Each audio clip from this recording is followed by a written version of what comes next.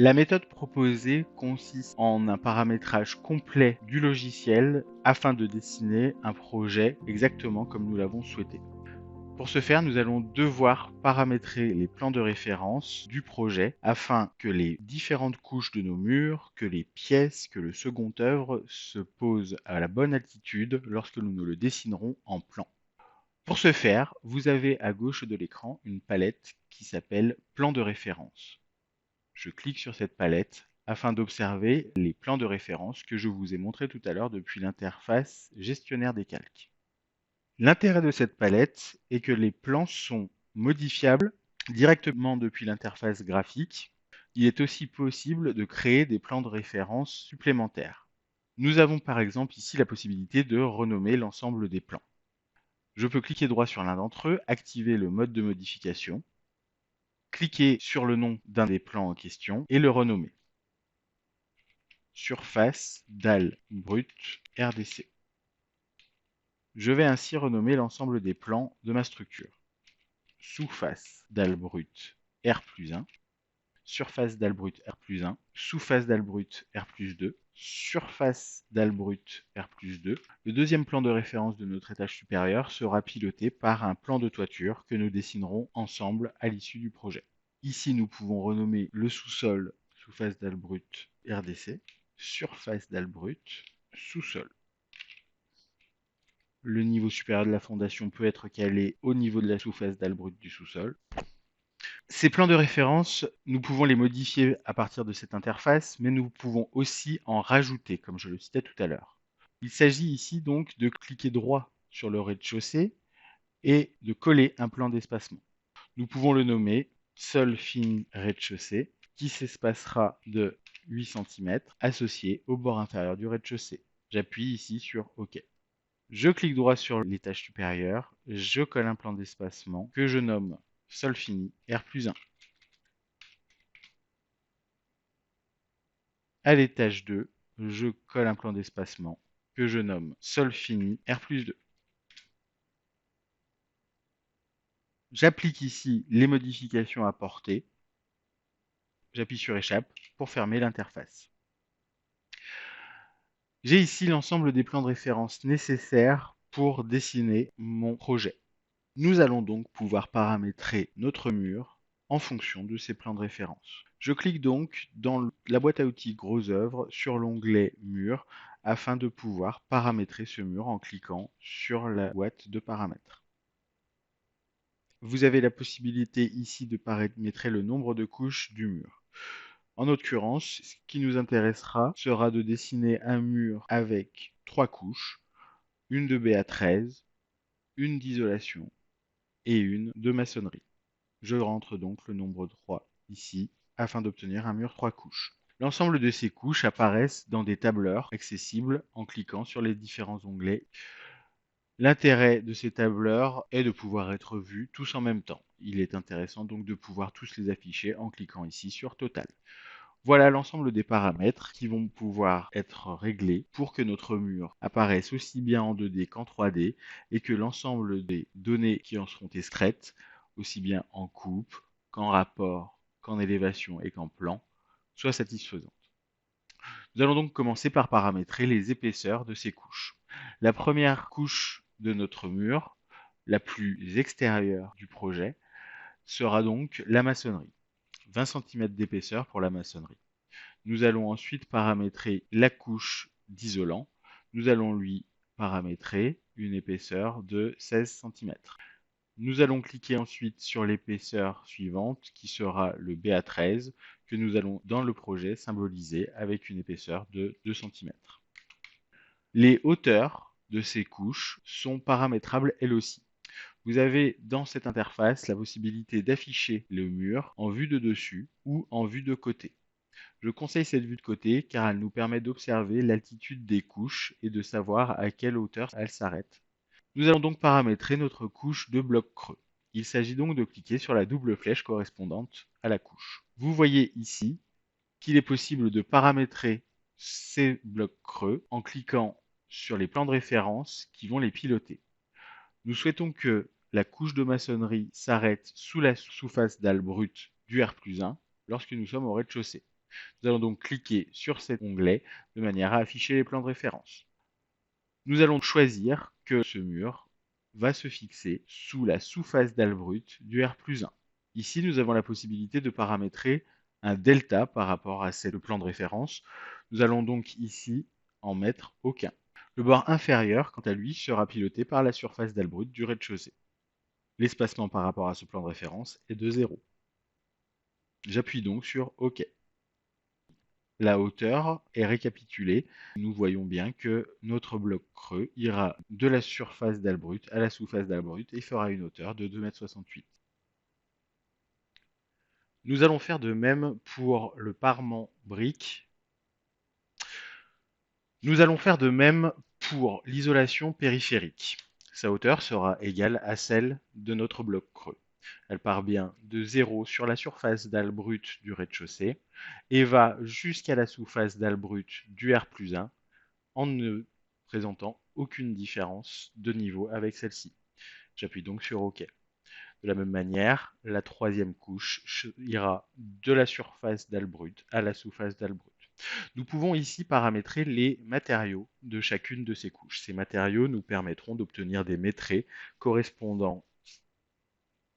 Ces matériaux nous permettront d'obtenir les quantitatifs.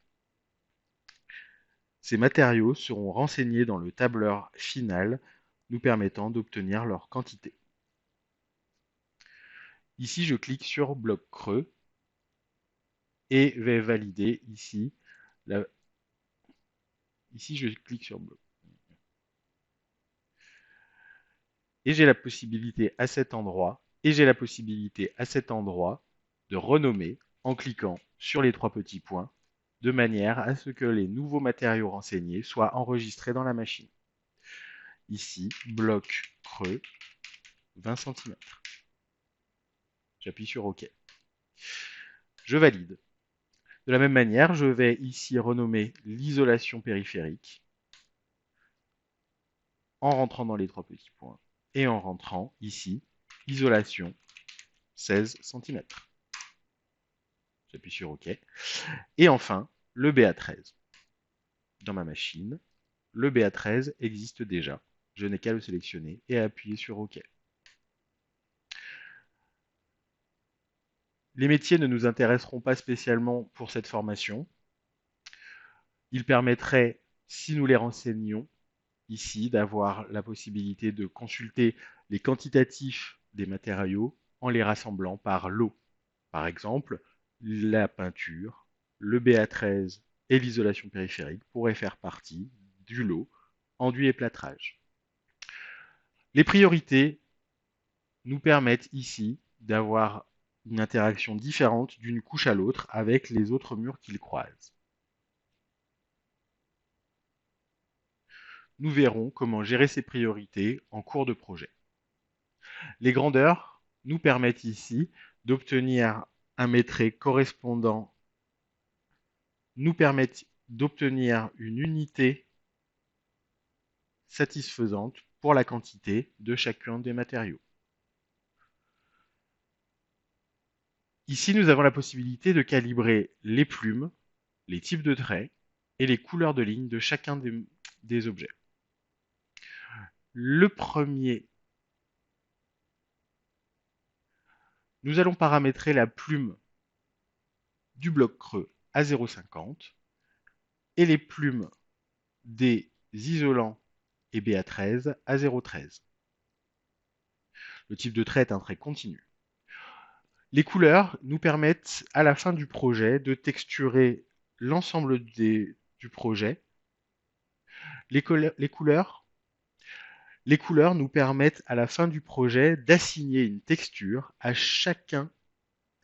Les couleurs nous permettent à la fin du projet d'assigner à chacune d'elles une texture. Ainsi, toutes les couleurs,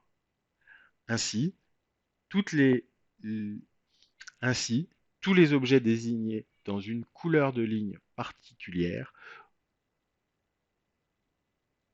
se verront affecter la même texture. Pour ce qui est du bloc creux, nous allons lui mettre la couleur 16. Concernant l'isolation, nous allons mettre la couleur de ligne 2. Concernant le BA13, nous allons mettre une couleur de ligne 29. Les layers permettent de trier les objets. Les layers permettent de trier les objets les uns par rapport aux autres. Il serait par exemple possible, en assignant des layers différents pour le bloc creux et pour l'isolation et le BA13, d'obtenir à la fin de l'exercice des plans gros œuvre et des plans second œuvre. Nous allons donc assigner à la couche numéro 1 un layer particulier. Il est possible ici, dans cette interface, de chercher un layer en particulier. Si j'appuie sur cette loupe et que j'écris ici mur, j'appuie ensuite sur suivant et je vois ici que le logiciel a détecté un layer comportant la mention mur. Je peux quitter cette interface et double-cliquer sur le layer en question afin de l'assigner à la couche. Je vais faire de même pour l'isolation et le BA13.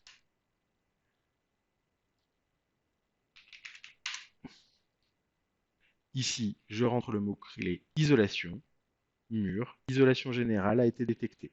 J'appuie donc sur ce layer-ci. J'affecte ici le même layer.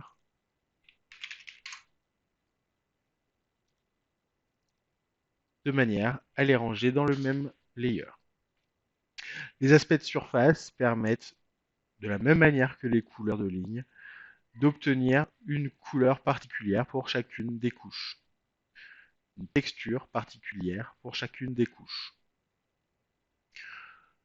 Il s'agit ici donc de choisir entre deux méthodes, affecter les textures en assignant une texture à une couleur de ligne, ou affecter un aspect de surface qui revient à affecter à une couche une texture. Il y a aussi la possibilité maintenant de paramétrer la représentation surfacique en plan et en coupe de nos éléments. Le bloc creux pourra être symbolisé par un remplissage 28 par exemple. Il s'agit simplement ici de cliquer sur le champ et d'aller chercher la bonne couleur. L'isolation de 16 cm, la couche 2, sera elle représentée avec un motif. La troisième couche sera elle représentée par un simple double trait. Aussi, il n'est pas nécessaire d'assigner une vue surfacique en plan. Ici, il y a la possibilité de voir les éléments surfaciques dans la vue en plan, ce que nous souhaitons pour le mur. Notre mur est paramétré comme nous le souhaitons. Nous avons la possibilité, pour le maintenir en mémoire, de l'enregistrer dans nos favoris à cet endroit. Je clique donc sur la disquette afin de l'enregistrer. Nous voici donc pour la première fois devant la possibilité d'enregistrer un favori en bureau, en privé ou en projet. Enregistrer un favori en bureau, si vous êtes connecté à un serveur, permettra à l'ensemble des personnes utilisant Allplan sur ce serveur d'avoir accès au favori que vous allez enregistrer. Enregistrer un favori en mode privé, c'est enregistrer un favori sur sa propre machine et ne le rendre disponible qu'aux personnes utilisant cette machine. Enregistrer un favori en mode projet, c'est enregistrer un favori au sein même du projet. Ce favori sera donc accessible à chaque personne ouvrant le projet sur sa machine. Dans notre cas, nous allons enregistrer le favori en mode projet. Nous allons le nommer mur isole int. Enregistrer. Et ici, nous voyons que le mur est bien enregistré